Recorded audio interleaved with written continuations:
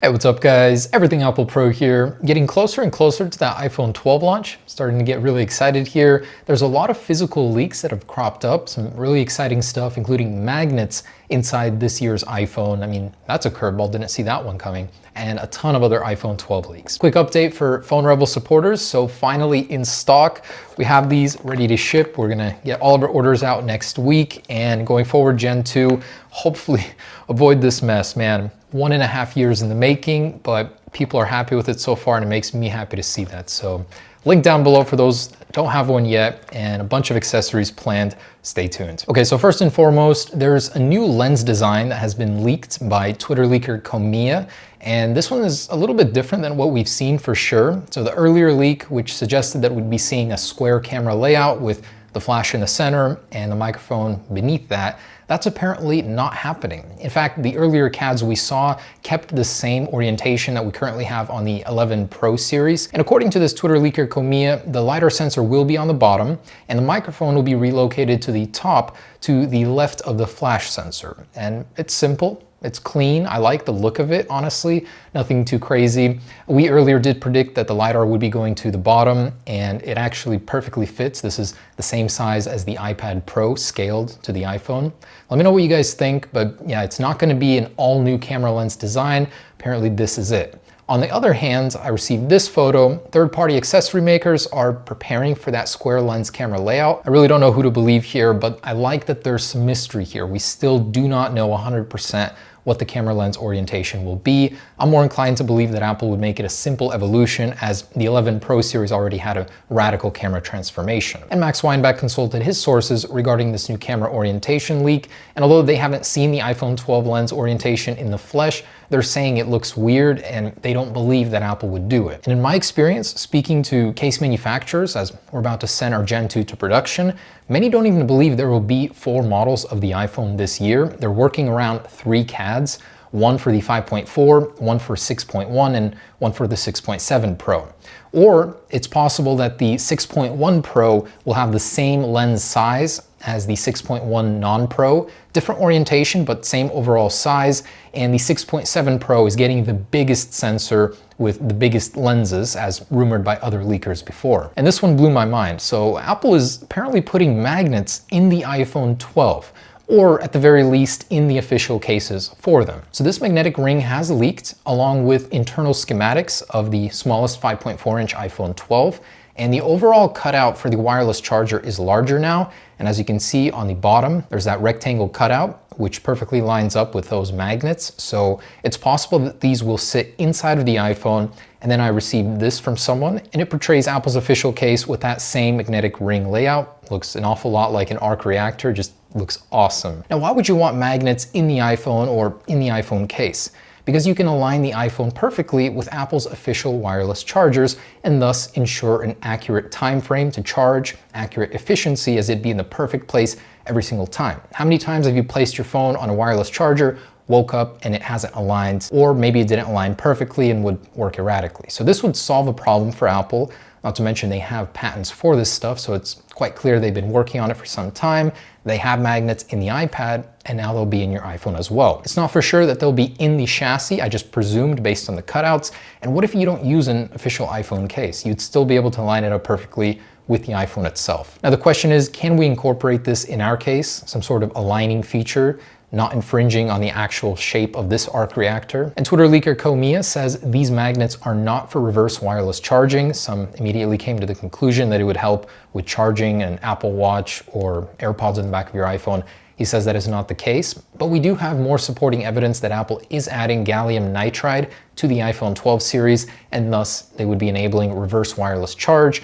Even though the batteries will be smaller, as we learned in the last video, I'm skeptical of this, but going forward, it's inevitable that Apple will of course add this feature. It just seems unlikely that it would happen this year. And personal speculation, I don't believe that those magnets would be used for holding the phone.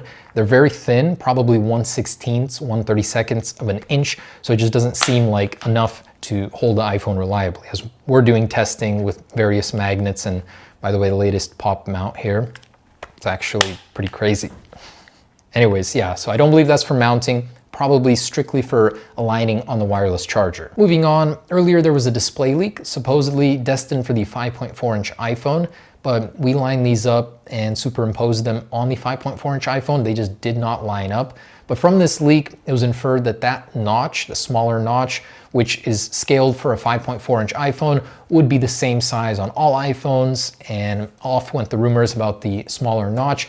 I believe that is not the case, as we actually superimposed that image on a 6.7-inch iPhone. It lines up almost perfectly, and that notch is pretty much the same thing we've seen on the CADs.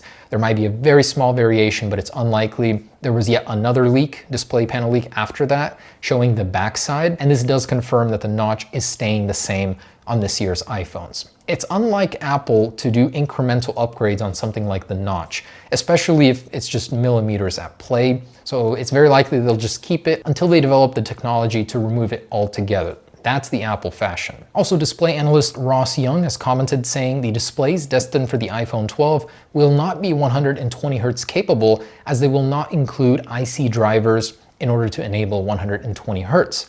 Max Weinbach responded saying that you do not need IC drivers in order for the actual panels themselves to be 120 Hz capable. So yes, the panels themselves will be capable of that as they're using Samsung's latest technology, but they will not include the proper IC unit to drive the 120 Hz, thus making it impossible to enable via software at a later time. Twitter leaker Apple Rumors Leaks claims that the iPhone 12 Max, previously rumored by John Prosser, will be called the iPhone 12 Plus. I think this actually makes sense, as the Plus is associated with just a slightly larger size, pretty much same device, and that's the case for the 5.4 and 6.1-inch non-Pro iPhones. They'll be very similar in functionality, just different sizes. Speaking of the man, John Prosser's channel was hacked. He has a new temporary account.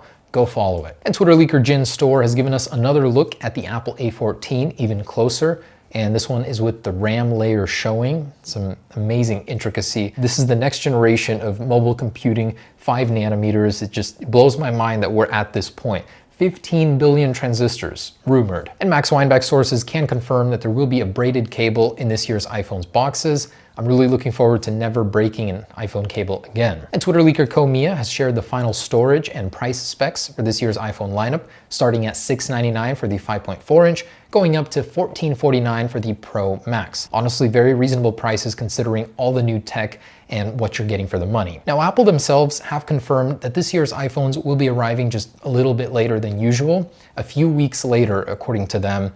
And this pretty much does fall in line with the fact that Apple could be announcing in September and then releasing later in October, possibly pushing into early November. Before this, John Prosser did mention that new iPads and iPhones will be arriving in October. Unclear if this is announcement or release date, but yes, this year's iPhones will be a little bit late. Digitimes then followed up with another article saying they'd be launching their iPhones in stages. So the first thing we're gonna see are 2 6.1-inch models, likely the non-Pro and then Pro, and then the 6.7-inch and 5.4-inch model following a few weeks later. And Twitter leaker Blue Kanikama shared with us one final leak before departing. I'm sorry to see you go.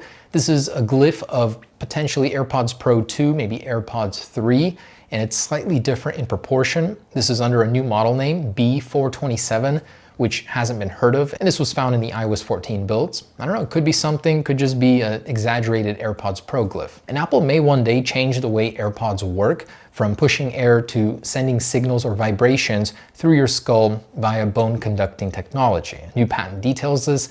Absolutely crazy stuff. And the Apple Watch 6 stuff, so a battery has been seen in certification listings, only slightly bigger than the 296 milliamp battery from the Series 5. This one is 303 milliamps. And Twitter leaker Apple Lab is reporting on the new Apple Watch Series 6, saying it'll have slightly thinner bezels, no 3D touch. The no 3D touch was anticipated. Also a pulse oximeter sensor, sleep tracking, and new colors including navy blue. And Max Weinbach clarifies that when the Series 6 watch launches, its mental health capabilities will be backwards compatible with Apple Watches 2 to 3 years old. You won't get all the features on those, but the core functionality will be the same. And more references to the Apple AirTag were found in iOS 14, with direct reference to replacing the battery or the notifications you'd get when you need to do that. Honestly really excited for these. I hope Apple launches them soon. And according to iHack2Pro, Apple will be re-entering the networking business, so they may soon get into the business of making airport routers once again, and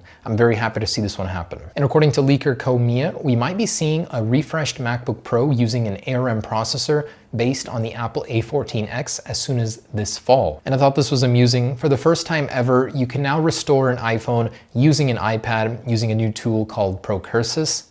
Always interesting to see what people are doing with a jailbreak. All right, guys, that's the latest. The iPhone 12 is approaching perfection, but we're not getting everything we wanted in 1 year. So gotta wait a little bit longer for 120 Hertz and for the full notchless display, but a great step forward. Thanks for watching, guys. See you in the next one.